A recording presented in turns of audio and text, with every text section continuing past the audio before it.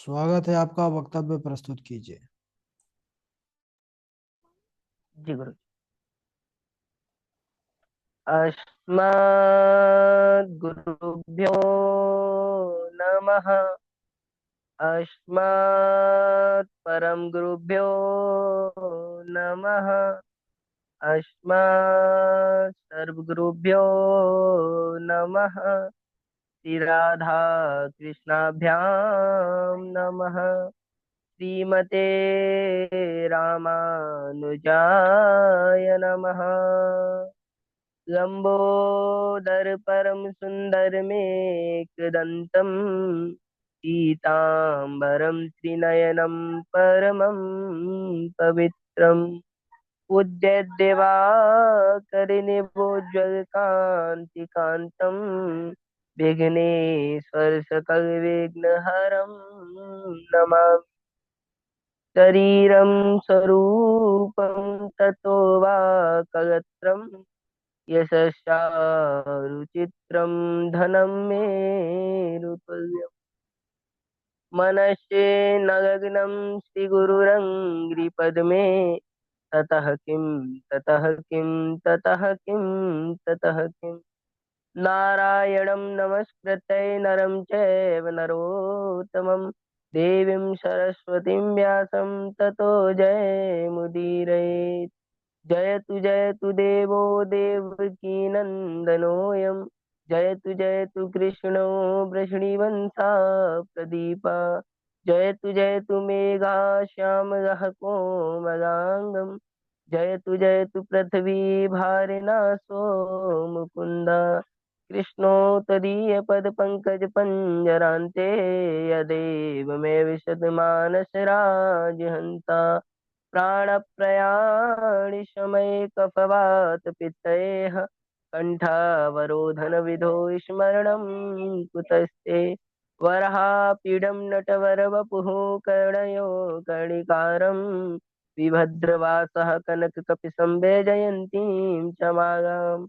रन्ध्राणवेरोधसुदया पूरयन् गोपवृन्दैः वृन्दारण्यं स्फुटरमणं प्राविशद्गीतकीर्तिः।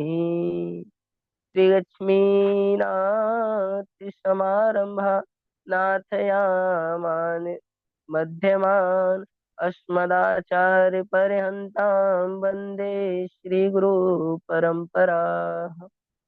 श्री राधा मेरी मात है, पिता मेरे घनश्याम। इन दोनों के चरणन में मेरो कोटि कोटि प्रणाम।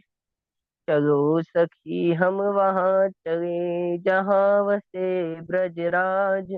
माखन बेचत हर मिले एक पंथ दो काज। श्री बरसाने की राधिका और वृंदावन के श्याम। इन दोनों के चरणों में मेरा बारंबार प्रणाम। कि आए हो तो प्रेम से लो प्रभु का नाम। और सब भक्तों को इस दास की जय जय राधे श्याम। जय जय सीताराम।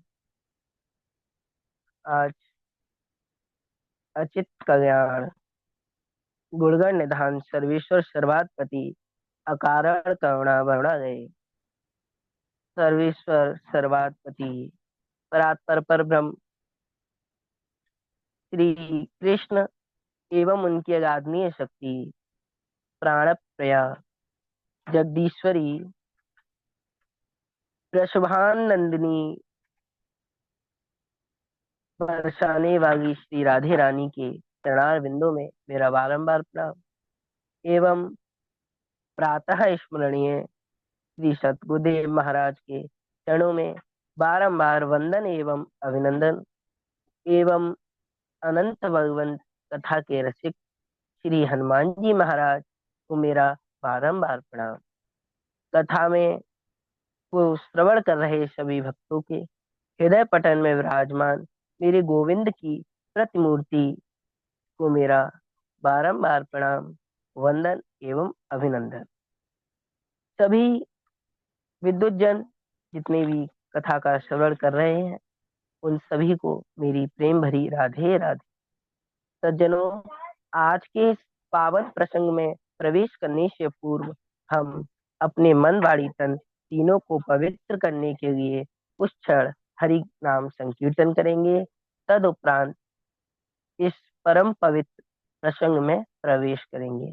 आज का प्रसंग हमें बहुत ही सीख देगा और बहुत भाई चांद अच्छा। वैसे तो भागवत जी के जितने भी प्रसंग हैं, जितने भी श्लोक हैं, एक एक शब्द हमें कुछ ना कुछ सिखाता है, लेकिन ये जो प्रसंग है इसमें हम समझेंगे कि किस प्रकार से मोह से छूटा जाता है। ये धुंधकारी गोकर्ण जी का जो प्रसंग है इसमें बहुत विस्तार पूर्वक इस चीज को दर्शाया गया है, प्रकाश डाला गया है कि किस प्रकार से जब आत्मदेव जी के पास पुत्र नहीं था तब उनकी क्या स्थिति थी, और अब जब पुत्र हो गया तो कैसी स्थिति हुई। तो इस प्रसंग में प्रवेश करने से पूर्व हम अपने मन वाणी तन को पवित्र करने के लिए प्रभु नाम संकीर्तन करेंगे। आइए।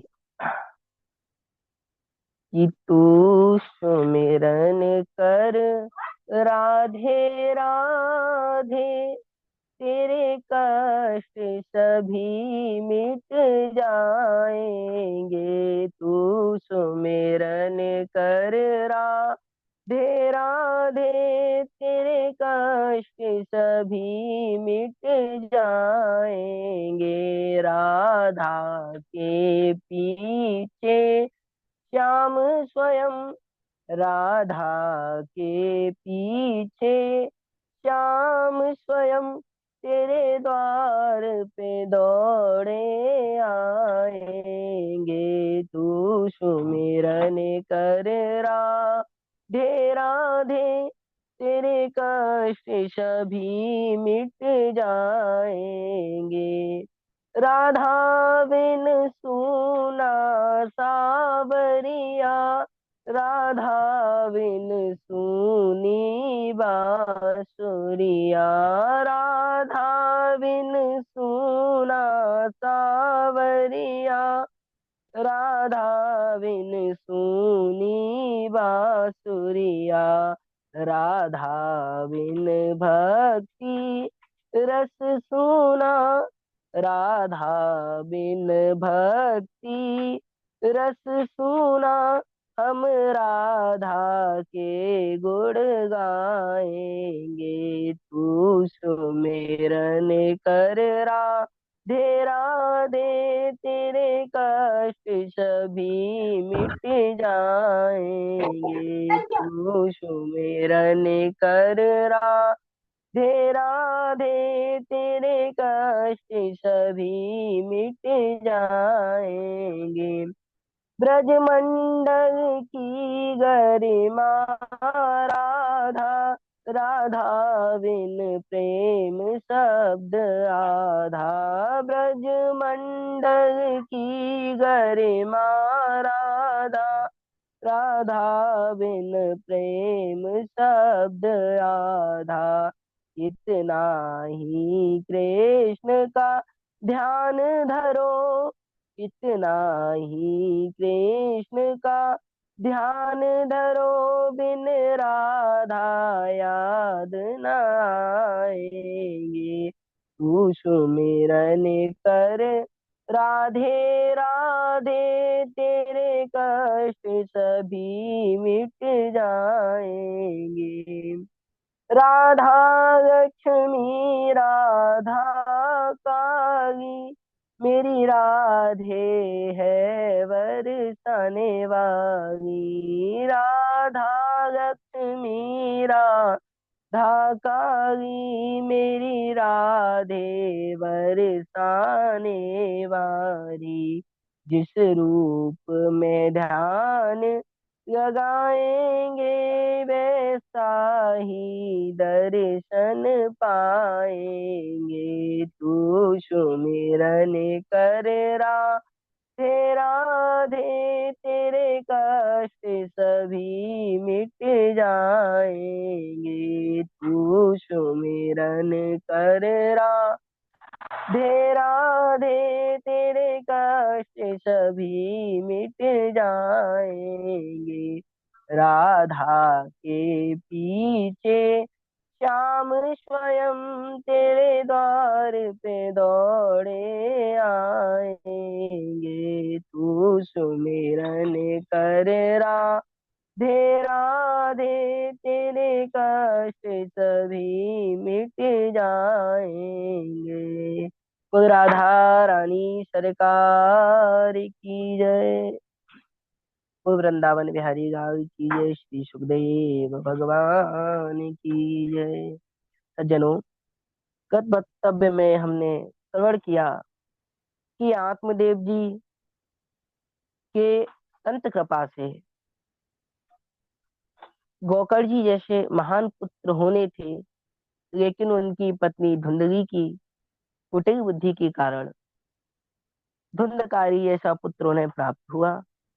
और गोकर्ण जी जो गाय के गर्भ से प्रकट हुए, वह भी उन्हीं के पुत्र कहलाए। लेकिन जब यह दोनों बड़े हुए तो दोनों में जमीन आसमान का फर्क रहा। जो गोकर्ण जी थे वो महान ज्ञानी हुए और धुंधकारी महान पापी हुआ।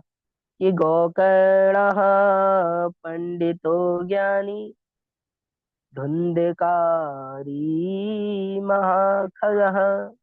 धुंधकारी बहुत दुष्ट प्रवृत्ति का मनुष्य बना, ना स्नान करता, ना ध्यान करता, ना जप तप, कुछ नहीं करता, बस हर वक्त झूठ बोलता, मारपीट करता। और अब तो यहाँ तक उसका दुष्कर्म होने लगा कि जो बच्चे खेलते थे ना उनको भी कुएं में डाल देता था। कई लोगों के घरों में आग लगा देता। इतने कुकर्म करने लगा। और जब इस सब की शिकायत गांव वाले आत्मदेव जी से करते तो उन्हें बड़ी दुख होता। एक दिन उन्होंने धुंधकारी को समझाने का प्रयास किया। कहा, पुत्र तुम ऐसा क्यों करते हो? तो धुंधकारी ने समझने की बजाय उल्टा लाठी को लेकर के उन्हें मारने दौड़ा। आज आत्मदेव जी को लगा कि संत ठीक कह रहे थे। अरे मैं तो व्यर्थ में पुत्र के चक्कर में पड़ गया। इससे तो ये ना होता तो ही अच्छा होता। ये तो मेरा जीवन व्यर्थ हुआ। अब कुछ नहीं हो सकता। और ऐसा सोच के वो पुनः उसी नदी में जाकर के अपने आत्मदाह करने लगे। मृत्यु की सोचने लगे कि मैं पुनः आत्महत्या कर लूं तो ही ठीक रहेगा। लेकिन आज जब वे तुंगभद्रा नदी के किनारे पहुंचे हैं ना तो वहां पर गोकर्ण जी का आगमन होता है। और गोकर्ण जी उन्हें समझाते हैं कि पिताजी आप इसके लिए दुखी हो रहे हो। आत्मदेव जी कहते हैं, मेरा धन चला गया, मेरा पुत्र एक था वो भी बिगड़ चुका है, अब मैं क्या करूं? गोकर्ण जी कहने लगे, पिताजी अब भी आप अंधकार में ही जी रहे हो, क्योंकि ना तो वो पुत्र आपका था और ना ये धन आपका है। क्योंकि ये कभी ना रहने वाली है। ये कभी किसी के हित में नहीं होता। धन आज आपके पास है, कल किसी और के पास होगा। लेकिन आप अपने आप को भक्ति मार्ग में लगा दीजिए, तब आपको परम आनंद की प्राप्ति होगी। आप सुख के लिए मत जिए। आपको अगर जीना है तो आनंद के लिए जिए। और आनंद अगर आपको चाहिए तो आनंद केवल हरि नाम संकीर्तन में मिलेगा, प्रभु के भजन में मिलेगा, प्रभु की भक्ति में मिलेगा। क्योंकि वही आनंद स्वरूप है। भगवान श्री कृष्ण का एक नाम और है, सच्चिदानंद। सत्य चित आनंद के जो स्वरूप है उन्हें सच्चिदानंद कहा जाता है। इसीलिए आप भगवान श्री कृष्ण की भक्ति कीजिए। जब गोकर्ण जी ने इस प्रकार का ज्ञान अपने पिता आत्मदेव को दिया, उनकी समझ में थोड़ा कम आया। उन्होंने कहा, अरे बेटा, कैसा भी है लेकिन मेरा बेटा है, क्या तुम इसे सुधारने का कोई प्रयास कर सकते हो? प्रत्येक माता पिता यही चाहते हैं कि हमारा पुत्र अच्छा बने, काबिल बने, सत्य के मार्ग पर चले। लेकिन महाराज ये इतना सरल नहीं है, क्योंकि जब बीज अंकुरित होता है, जब हम बीज को बोते हैं, तो किसान अपनी फसल की, अपने एक नन्हे से शिशु जो बच्चा होता है उसकी तरह उसकी देखभाल करता है। और जो नहीं करता ना, उसकी फसलें नष्ट हो जाती हैं। कि जिन खेतों में बारिश ना हो, वहां की फसलें नष्ट हो जाती हैं। और इन जिन पीढ़ियों में संस्कार नहीं होते, वहां की नस्लें नष्ट हो जाती हैं। आपके आने वाले जो संतान होगी, जब आप अपने बच्चों को नहीं सिखाएंगे तो वो उन्हें क्या सिखा पाएंगे। तो ये प्रत्येक माता पिता का धर्म है कि अपने अमूल्य समय में से थोड़ा बहुत समय निकाल करके अपने बच्चों को बैठाल करके उन्हें अपने धर्म को समझाए। उन्हें यह समझाए, बेटा यह गलत है, यह तुम्हें नहीं करना, इस मार्ग पर ना चल के तुम्हें इस मार्ग पर चलना है। जब आप छोटे पैसे बच्चों को ये सिखाओगे, तो बड़े होकर वो आपकी बात अवश्य मानेंगे। लेकिन जब आप छोटे पर उन्हें शिक्षा नहीं दोगे, उनकी ओर ध्यान नहीं दोगे, क्योंकि संस्कार विद्यालय में शिक्षा दी जाती है, संस्कार घर से ही बच्चे को मिलते हैं। प्रत्येक माता पिता का यह धर्म है। आज गोकर जी जो संत के दिए हुए हैं, गोकर जी जो संत के वरदान थे, गोकर जी अपने पिता आत्मदेव को समझा रहे हैं कि पिताजी, आप इस संसार में कहाँ सुख खोज रहे हो, सुखी कोई नहीं है, क्योंकि इस संसार का दूसरा नाम है दुखालय, दुखों का घर। जहाँ दुख ही दुख है, सुख तो है ही नहीं। और आप सोचते हो कि धनवान होने में सुख है, तो सुनिए कि दीन कहे धनवान सुखी, धनवान कहे सुख राजा को भारी, राजा कहे महाराजा सुखी, महाराजा कहे सुख इंद्र को भारी, इंद्र कहे चतुरानन सुखी, चतुरानन कहे सुख शिव को भारी, तुलसी जाने बेचारे कही हरि भजन, बिना सब जीव दुखारी, तुलसी जाने बेचारे कही हरि भजन, बिना सब जीव दुखारी। अरे, जो गरीब होते हैं वो धनवान को सुखी समझते हैं, और जो धनवान होते हैं वे राजा को सुखी समझते हैं, राजा महाराजा को, महाराजा इंद्र को, इंद्र चतुरानन को। ऐसे ही एक दूसरे को सुखी समझते हैं। वास्तव में सुखी कोई है ही नहीं। सुखी है तो कौन है?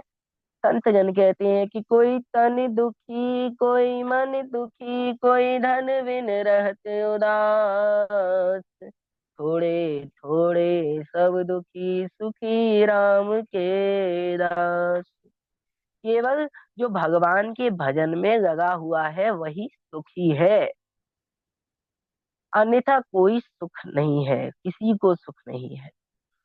और समझाते हैं कि पिताजी, आप इस संतान रूपी अज्ञानता को त्याग दीजिए, सब कुछ छोड़कर वन को चले जाइए, वहां जाकर के प्रभु नाम संकीर्तन करिए, प्रभु की भक्ति करिए, भजन करिए, उसी में आपका कल्याण। गोकर्ण जी की इन वचनों को सुनकर के आत्मदेव जी पूछते हैं, बेटा मुझे किस प्रकार की पूजा करनी चाहिए, तुम ही अब बताओ, तुम ही मेरा मार्गदर्शन करो। तब गोकर्ण जी कहते हैं कि देहे श्रीमान सिरुधिरे भीमतिम त्यजत्वम, जाया सुता दिशु सदा ममतां विमुञ्च, पश्यानिशं जगदिदं क्षणभङ्गुनिष्ठम्, वैराग्यरागिरसिको भवभक्तिनिष्ठः, धर्मं भजस्व सततं, त्यज लोकधर्मान्, सेवस्व साधु पुरुषान्, जहि काम तृष्णाम्, अन्यस्य दोष गुण चिंतन मासु मुक्त्वा, सेवा कथा रस महो नितराम सेवत्वम। पिताजी, यह शरीर अस्थि मांस और रुधिर का एक पिंड है। इसे जो आपने अपना मान रखा है ना, इसको अपना मानना छोड़ दीजिए, इस भ्रम को हटा दीजिए। यह शरीर अपना नहीं है। अगर शरीर अपना होता ना, तो हम अपने मन चाहे काम करते। आज जब हमको भूख लगती है तो भोजन करना ही पड़ता है, क्योंकि यह शरीर हमारे कंट्रोल में नहीं है, हमारा है ही नहीं, कंट्रोल में क्या हो। क्योंकि ये शरीर हमें किसी का दिया हुआ है, और किसने दिया है यह सभी जानते हैं। शरीर हमें परमात्मा से प्राप्त होता है। हमें परमात्मा का धन्यवाद क्यों करना चाहिए? इसलिए कि उसने हमें अच्छे माता पिता दिए। नहीं, अरे अच्छे माता पिता तो जो चोर होते हैं ना, जिनके पिताजी चोर हैं, उन्हें भी अपने माता पिता अच्छे लगते हैं। वह भी कहते हैं कि हाँ, हमारे पिताजी चोर हुए तो क्या हुआ, लेकिन हमारा भरण पोषण तो कर रहे हैं। जो जिनके पिताजी होते हैं, जिनके पिताजी मजदूर होते हैं, यानी कहने का अर्थ यह है कि माता पिता तो सबके अच्छे होते हैं। फिर हमें ईश्वर का धन्यवाद क्यों करना चाहिए? हमें ईश्वर का धन्यवाद इसलिए करना चाहिए क्योंकि उसने हमें मनुष्य योनि प्रदान करी है। ये ना हमारे पिता के हाथ में है, ना हमारी माता के हाथ में। यह केवल उस परम तत्व परमात्मा के हाथ में है। वह केवल हमें अपनी मर्जी से, हम उसके हाथों की कठपुतली हैं, और वह हमें अपनी मर्जी से चला फिरा रहा है, नचा रहा है। तो हमें उसके दिए हुए शरीर से वह पुण्य कर्म करने हैं कि या तो वो अपने धाम में रखें, या फिर दोबारा हमें भेजे इस भू पर, इस धरा पर, तो किसी भक्त के यहाँ भेजे, जिससे हमारा कल्याण हो, और हमारा और अधिक प्रेम परमात्मा में हो। पिताजी, इस शरीर से मोह को त्याग दीजिए। यह शरीर है क्या? अरे ये क्षण भंगुर है, आज है कल नहीं है, इसकी कोई पता नहीं है। आज श्वास आ रही है, सांसों का भरोसा ना है। इस पल रुक जाएगी, एक पल आए दूजे पल चली जाएगी, सांसों का कोई भरोसा नहीं है। और आप संसार की बात कर रहे हो कि हमें इसमें सुख ढूंढना है, तो सुनिए कि भोगो रोग भयम कुले चयुत भयम, वित्ते नृपगाद भयम मौने, दैन्य भयम बगे रिपु भयम रूपे जराया भयम, शास्त्रे वाद भयम गुणे खल भयम काये कथांताद भयम सर्वम वस्तु भयावहम, भुवि नृणाम वैराग्यमेवा भयम। अरे संसार में जितने भी पदार्थ है ना, सब भय देने वाले हैं। भोगे रोग भयम कुले चयुत भयम। यदि भोग है तो उसमें रोग का भय है, और कुलीनता है ना, तो उसमें पतन होने का भय है, कोई हमारा अहित ना कर दे। धन है तो राजा का भय है, हमें यह लगेगा अरे कहीं राजा आकर के हमारे धन को छीन ना ले। और यदि आप में बल है तो आपको शत्रु का भय लगेगा कि हमें तो ताकत है, कहीं कोई पीछे से वार ना कर दे। यदि सुंदरता है, अच्छा स्वरूप, आपका अच्छा रूप है, तो आपको वृद्धावस्था का भय लगेगा। और यदि आप पर शास्त्रज्ञ है, आप शास्त्रवाद करना जानते हैं, तो आपको वाद विवाद का डर रहता है। आप ये सोचते हैं कहीं कोई हमसे ज्ञानी और ना आ जाए, तो हमारी शास्त्रार्थ धरी की धरी रह जाएगी। और यदि गुण है तो दुष्टों का डर है, और शरीर है तो मृत्यु का डर है। पिताजी, या संसार में डर ही डर है, भय ही भय है, कुछ नहीं है। लेकिन एकमात्र अभय है, और वो है हरि का नाम, प्रभु का नाम, जिसे आप जहां कहीं भी ले दीजिए वहीं आपका मंगल होना प्रारंभ हो जाएगा। प्रदान अगर आपको सुख कर सकता है तो कौन कर सकता है? वह केवल एक हरि नाम संकीर्तन है। इसलिए आप वैराग्य को मान लीजिए, और आप वन में जाकर के भक्ति में प्रभु की लीन हो जाइए, जिससे आपका उद्धार अवश्य हो। महाराज गोकर्ण जी की बातों को सुनकर के आत्मदेव जी ने ऐसा ही किया और वन में जाकर के प्रभु की इतनी सच्ची लगन निष्ठा भाव से भक्ति की और भागवत जी के 10वें स्कंद को उन्होंने पाठ किया और पाठ करते हुए भगवान की भक्ति की। भक्ति का प्रभाव ऐसा हुआ कि अंत में उन्होंने भगवान श्री कृष्ण को प्राप्त कर लिया। बोले श्री कृष्ण चंद्र भगवान की जय। पिताजी के वन चले जाने पर जो धुंधकारी था वह एक दिन अपनी माता धुंधली से बोला कि जो धन पिताजी छुपा कर गए हैं वे तुम्हें अवश्य पता होगा, लाइए मुझे धन निकाल कर दीजिए।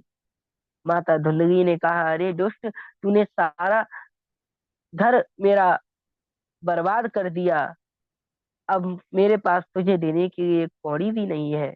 जब इतना धुंधकारी ने सुना तो गुस्सा आ गया उसको और गुस्से में उसने अपनी माँ को पीट दिया।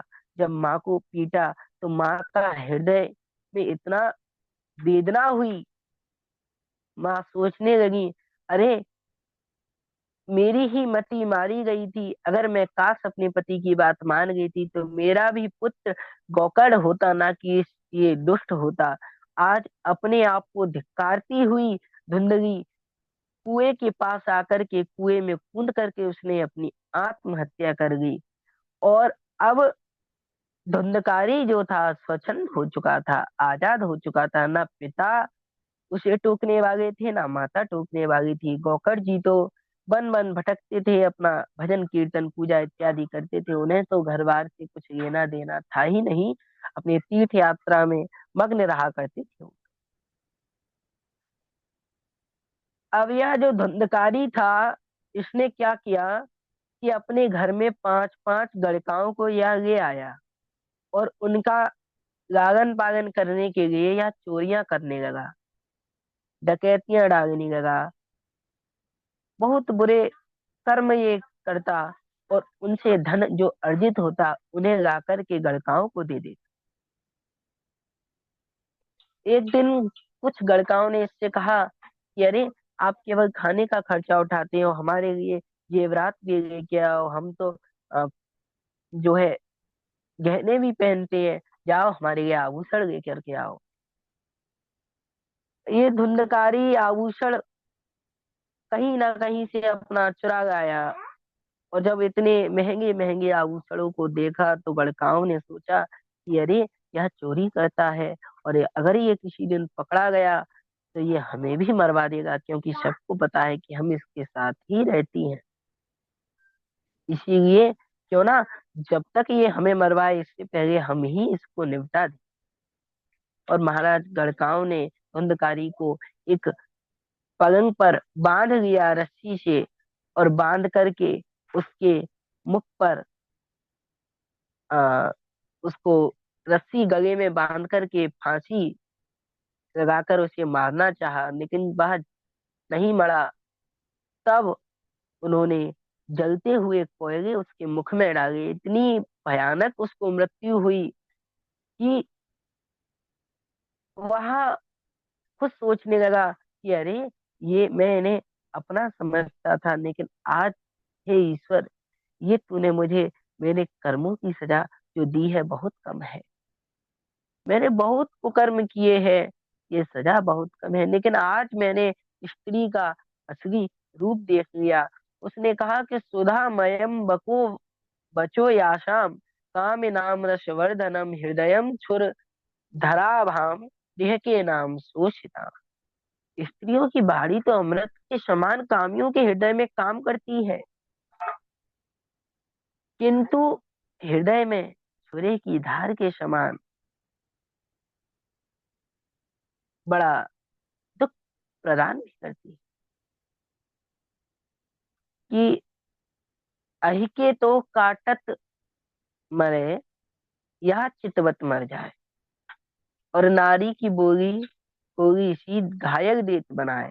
अहि यानी सर्प, अगर सर्प हमें काटेगा तब हम मरेंगे, लेकिन जब स्त्री जो कामी पुरुष होते हैं और एक बार स्त्री उनकी ओर देखेंगे तो उनके हृदय में मानो कंपन प्रकट हो जाता है। अब उनके लिए सब कुछ वही हो जाती है, वो अंदर से बिल्कुल जो है मृत हो जाते हैं।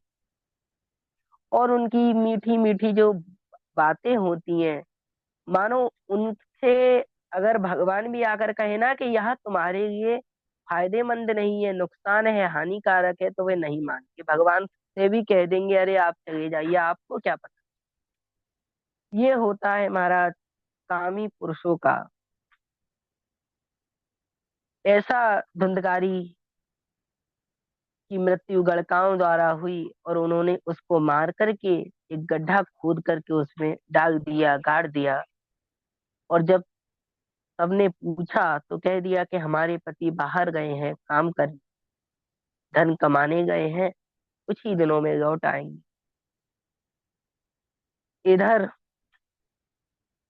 जब माता पिता की मृत्यु का समाचार और भाई की मृत्यु का समाचार तीर्थ यात्रा कर रहे गोकर्ण जी को मिला, तो उन्होंने गया में सबका श्राद्ध किया, और अपने भाई धुंधकारी का भी जहां जहां भी वे तीर्थ स्थल में जाके श्राद्ध करते।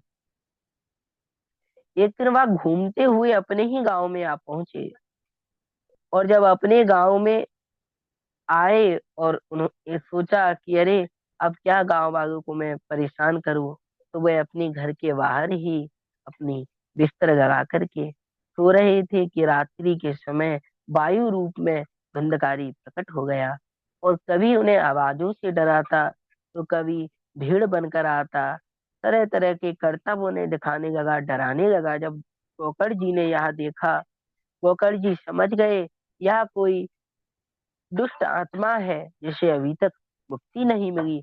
उन्होंने कवि को अभिमंत्रित किया, और जैसे ही धुंधकारी के ऊपर डाला, तो धुंधकारी को बोलने की शक्ति प्राप्त हुई, और वह कहने लगा कि अहम भ्राता त्वदीयोऽस्मि धुंधकारी नामतः स्वकीयनेवं दोषेण ब्रह्मत्वनाशितम् मया। भैया, मैं तुम्हारा भाई धुंधकारी हूँ, और अपने दोष के कारण मैंने अपने ब्रह्मत्व को नष्ट कर दिया। मैं मेरे इतने कुकर्म है, इतने दुष्कर्म मैंने किए हैं कि जिनका मेरे पास कोई हिसाब नहीं है। असंख्य दुष्कर्म मैंने किए हैं, जिसके कारण मुझे प्रेत योनि को प्राप्त हुई है। वायु का आहार करके मैं अपना जीवन यापन कर रहा हूँ। हे भ्राता, आप तो कृपा के सागर हैं, मुझ पर कृपा कीजिए और मुझे इस योनि से मुक्ति दिलाइए। मुझे कृपा करके इस नरक में से प्रभु निकाल दीजिए। जब गोकर्ण जी ने यह सुना, तो गोकर्ण जी ने कहा, अरे मैंने तो तुम्हारे लिए गया जी में श्राद्ध किया था, और फिर भी तुम्हारी मुक्ति नहीं हुई। धुंधकारी ने कहा, भैया मेरे पाप इतने हैं कि अगर आप चाहो तो सहस्त्र गया जी में श्राद्ध कर दीजिए, पर मेरे पापों से मुझे मुक्ति नहीं मिल सकती। मैं इसी प्रकार भटकता रहूंगा, आप कोई और उपाय कीजिए। गोकर्ण जी ने कहा, अच्छा तो अभी आप अपने स्थान पर जाइए, मैं सुबह होते ही कुछ ना कुछ इसका उपाय सोचता हूँ। आज जब गोकर्ण जी सुबह हुई, तो सुबह सभी विद्वानों से मिले, पंडितों से मिले। उन्होंने पूछा कि गया जी में श्राद्ध करने के बाद जिसकी मुक्ति ना हो, उसके लिए क्या करना चाहिए। सभी ने महाराज, किसी ने कुछ बताया, किसी ने कुछ बताया, लेकिन जो गोकर्ण जी को चाहिए था, जो मेन उपाय था उनका, वह उन्हें किसी ने नहीं बताया। सब कहते थे अरे अब क्या करें, तो गया जी में श्राद्ध हो गया तो यह तो बड़ा पुण्य की बात है, बड़े भाग्य की बात है। लेकिन अगर इससे भी नहीं उसकी मुक्ति हुई, तो कभी नहीं हो सकती, उसे भटकने दी। अब गोकर्ण जी ने सोच लिया कि कोई मुझे जवाब नहीं दे पाएगा, कोई मुझे बता नहीं पाएगा। अब मुझे जो समस्त संसार में हर वक्त विचरण करते रहते हैं, जिनकी नजरों से कोई छुप नहीं सकता, उन्हीं प्रभु की आराधना करनी होगी, उन्हीं का ध्यान करना होगा। जिनके आगे सूर्य है, जिनका नाम सूर्य है और पीछे नारायण शब्द से संबोधित होते हैं भगवान सूर्य नारायण, उनकी स्तुति जब गोकर जी ने की है तो भगवान सूर्य नारायण प्रकट हुए और कहने लगे कि बताओ गोकर, क्यों मेरा आवाहन किया है। उन्होंने कहा, प्रभु मेरा आपके चरणों में कोटि कोटि प्रणाम है, बताइए धुंधकारी की मृत्यु मुक्ति कैसे होगी। भगवान सूर्य ने स्पष्ट शब्दों में कहा कि श्रीमद् भागवतम मुक्ति सप्ताह वाचनम कुरु। गोकर जी, आप श्रीमद् भागवत की कथा का सप्ताह कथा कहिए, इसी से धुंधकारी की मुक्ति हो सकती है, अन्यथा कोई ऐसा मार्ग नहीं है जिससे आपके भ्राता धुंधकारी को मुक्ति दिलाई जा सके। आज गोकर जी ने जब सुना तो इसी ठीक इसी प्रकार किया और आकर के एक वैष्णव ब्राह्मण को प्रधान श्रोता बनाया और कथा प्रारंभ कर दी। कथा सुनने के लिए धुंधकारी आया तो सही, परंतु वायु रूप था, तो वायु रूप होने के कारण वह एक जगह टिक नहीं पाता था। तो उसने क्या देखा कि वहां कथा पांडाल में एक 7 गांठ वाला बांस लगा हुआ है, वह उसमें जाकर के बैठ गया, बड़ा सूक्ष्म रूप लिया और उसमें जाकर के बैठ करके कथा को पूरे ध्यान से पूरे मन से श्रवण किया। और जैसे ही प्रथम दिन की कथा को श्रवण उसने किया तो उस बांस की पहली गांठ खुल गई और जब उसने दूसरे दिन की कथा का श्रवण किया तो दूसरे दिन दूसरी गांठ खुल गई। ऐसे ही करके 7 दिन महाराज, 7 गांठ जब खुल जाती है तो धुंधकारी एक भव्य पुरुष के रूप में प्रकट होता है। सिर तन पर पीताम्बर है, घुंघराले बाल है, तिलक लगा हुआ है। महाराज इतना सुंदर स्वरूप उसका, गले में तुलसी जी की माला धारण किए हुआ है। जब इस प्रकार का दिव्य रूप धुंधकारी का देखा तो सभी आश्चर्यचकित रह गए। उसने कहा कि अरे भ्राता, यह सब आपके कारण संभव हुआ है और आपके कारण आज मुझे इस प्रेत योनि से मुक्ति मिल गई। और उसने कहा कि धन्या भागवती वार्ता प्रेत पीड़ा विनाशिनी, सप्तहोपि तथा धन्य कृष्ण लोक फल प्रदाह। भैया, यह भागवत कथा धन्य है कि मुझ जैसे प्रेत को तार दिया इसने, मुझ जैसे प्रेत के पीड़ा को हर दिया। धन्य है ये भागवत और धन्य है आप जिन्होंने इसका अनुष्ठान मेरे लिए कराया। आज जैसे अग्नि चाहे गीली लकड़ी हो या सूखी हो, सब प्रकार से नष्ट कर देती है, चाहे अग्नि में आप जो कुछ भी डाल दीजिए सब स्वाहा हो जाता है। इसी प्रकार यह भागवत जी की कथा है। अगर एक बार कहीं हो रही है और आपने केवल श्रवण कर लिए तो आपके महाराज जन्म जन्मांतरों के पापों का विनाश ये कर देती है। और श्रीमद् भागवत महापुराण की बड़ी भारी महिमा है। अगर आप भागवत जी की महिमा को ही कहना चाहें तो 7 दिन केवल महिमा कहने के लिए भी पर्याप्त नहीं है। इतनी बड़ी भागवत जी की महिमा को दर्शाया गया है, बताया गया है। लेकिन मेरी जो है तैयारी थोड़ी कम थी, इसी के कारण यहीं पर मैं अपनी कथा को विश्राम देता हूँ। हरि नाम संकीर्तन के साथ मैं अपनी कथा को विश्राम दूंगा, क्योंकि कहते हैं कि अंत भला तो सब भला। प्रभु ही कराने वाले हैं और प्रभु ही करने वाले हैं। प्रभु के नाम से अपने काम की शुरुआत करो और प्रभु के नाम से अपने काम का विश्राम करो, तो आपके काम में कोई विघ्न बाधा उत्पन्न नहीं हो सकती। ये शास्त्रों का मानना है, शास्त्रों का कहना है। तो आइए प्रभु श्री कृष्ण के चरणों में छोटी सी विनती।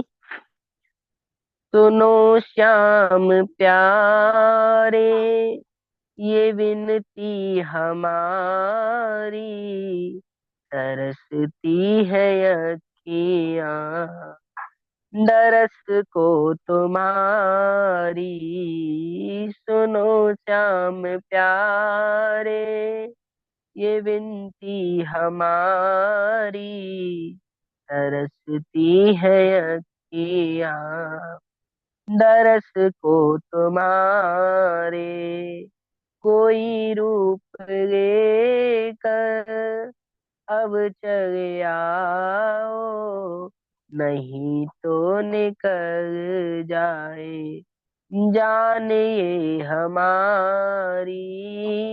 सुनो श्याम प्यारे, ये विनती हमारी, तरसती है अखियाँ दरस को तुम्हारी। हमें भी सुनाओ वो धुन बांसुरी की, हमें भी लुभाओ जैसे गोपियाँ लुभी थी। हमें भी सुनाओ वो धुन बांसुरी की, हमें भी लुभाओ जैसे गोपियाँ लुभी थी। गैया चरैया सब राह देखे, गैया चरैया सब राह देखे, कलयुग में कितनी जरूरत तुम्हारी। सुनो श्याम प्यारे, ये विनती हमारी। सुनो श्याम प्यारे, ये विनती हमारी, तरसती है अखियाँ दरस को तुम्हारी।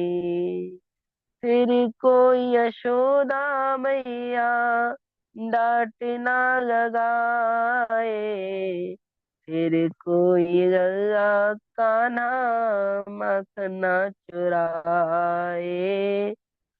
हमें तुम सिखा दो रिश्ते निभाना, हमें तुम सिखा दो रिश्ते निभाना, बदल देगी दुनिया को लीला तुम्हारी।